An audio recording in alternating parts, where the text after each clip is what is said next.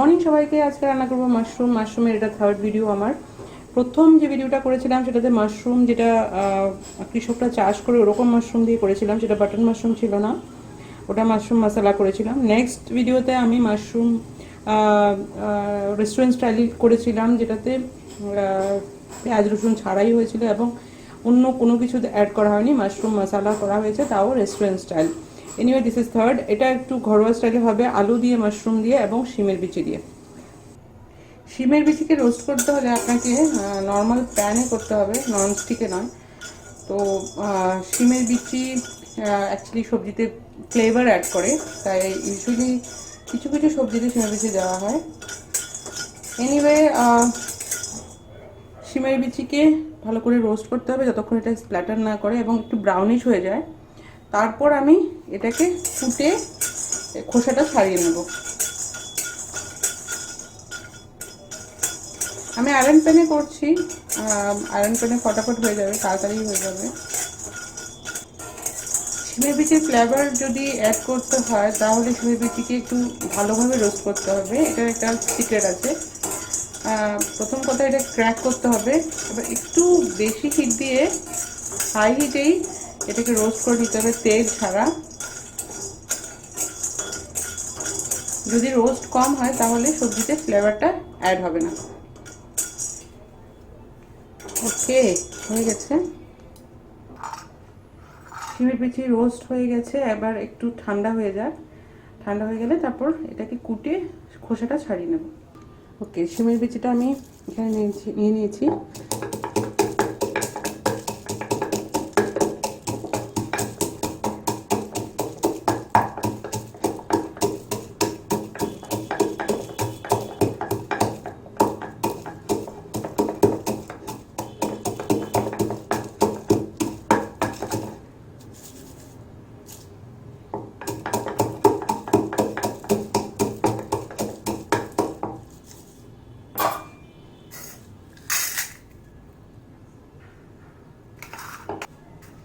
এবার শিমের বিচির খোসাটা ছাড়িয়ে নেব, আমি ফেলে দেবো খোসাগুলো।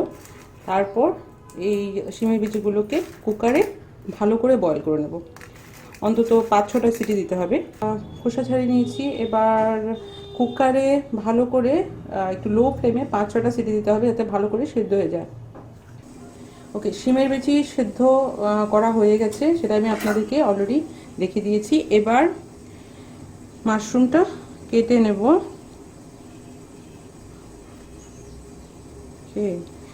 কেটে একটু এভাবে থাকতে পারে স্টিম করে নেব। আমি ক্যান্ড মাশরুম খুব একটা পছন্দ করি না, আমার কাছে কৃষক থেকে যে মাশরুম কিনি আমি সেটাই ভালো লাগে আমার। এনিওয়ে এগুলো বাটন মাশরুম, যেগুলো প্যাকেট করা, এগুলো ক্যান্ড নয়, মানে প্রিজারভেটিভ দেওয়া নেই এটাতে। এবার একটু স্টিম দিয়ে নেব। ওকে, আলু কেটে রেখেছি, মাশরুম স্টিম দিচ্ছি, অলরেডি গ্যাসে বসিয়ে দিয়েছি। এবার মশলা প্রিপেয়ার করে নিই। আদা পেস্ট, কাঁচা লঙ্কা পেস্ট, হলুদের গুঁড়ো, ধনিয়া পাউডার, জিরা পাউডার, লঙ্কার গুঁড়ো, একটু পেস্ট বানিয়ে নেব জল অ্যাড করে। পেস্ট হয়ে গেছে, এবার দেখি মাশরুমটা কতটুকু বয়েল হলো। ওকে, ফার্স্ট আলুটা ফ্রাই করে নিই, তারপর মাশরুম ফ্রাই করব।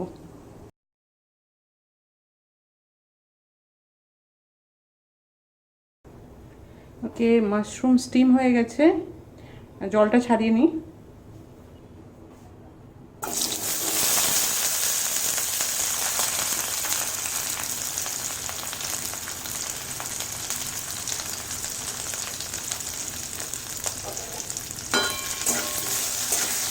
নুন হলুদ দিয়ে আলুটা ভেজে নিই।